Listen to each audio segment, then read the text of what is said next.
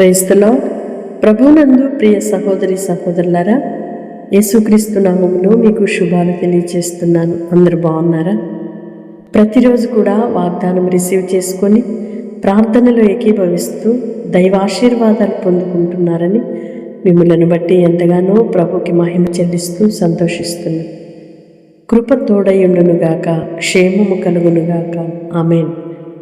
నీ దేవుడైన యెహోవా నీ కార్యములన్నిటిలోనూ నీవు చేయు ప్రయత్నములన్నిటిలోనూ నిన్ను ఆశీర్వదించును. ఆమేన్. దేవుడు నీవు చేయు ప్రయత్నములను ఆశీర్వదిస్తేనే కానీ నీవు ఆ కార్యమును సాధించగలవు.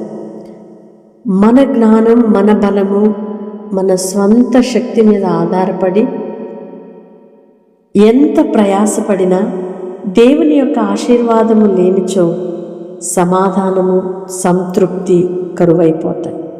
కనుక నీ చేతి పని మీద, నీ ప్రయత్నముల మీద, నీవు చేయు కార్యముల మీద దేవుని ఆశీర్వాదము ఉండునట్లుగా కోరుకొని ప్రార్థించగలిగితే మనము చేయు ప్రతి పనిలో దేవుని కృప, ఆశీర్వాదము అనుగ్రహించబడుతుంది.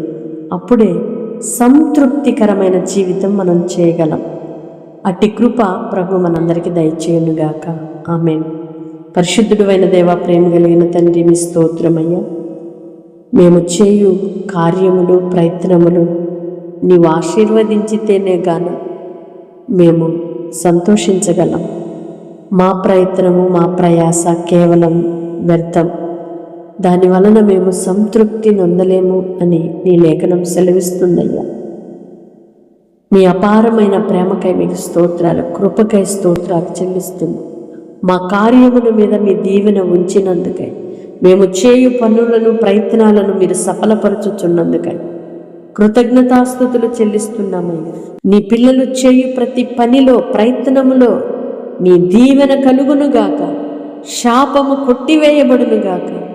ఎంత ప్రయాసపడుతున్నా అది సఫలపరచబడటం లేదు అని కృంగిపోతూ వేదన పడుతున్న నీ పిల్లల కన్నీళ్లు మీరు తుడిచి ఈ దినమే సఫలీకృతులుగా మార్చబడుదురుగాక.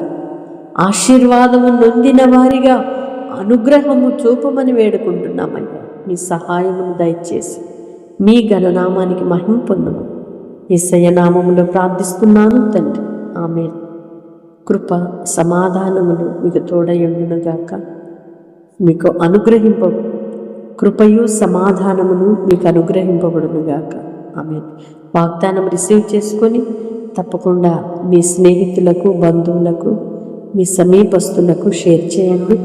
దైవ దీవెనలకు పాత్రులుగా మార్చబడండి. మీ కార్యములన్నీ నా దేవుడు సఫలపరచునుగాక. ఆమేన్.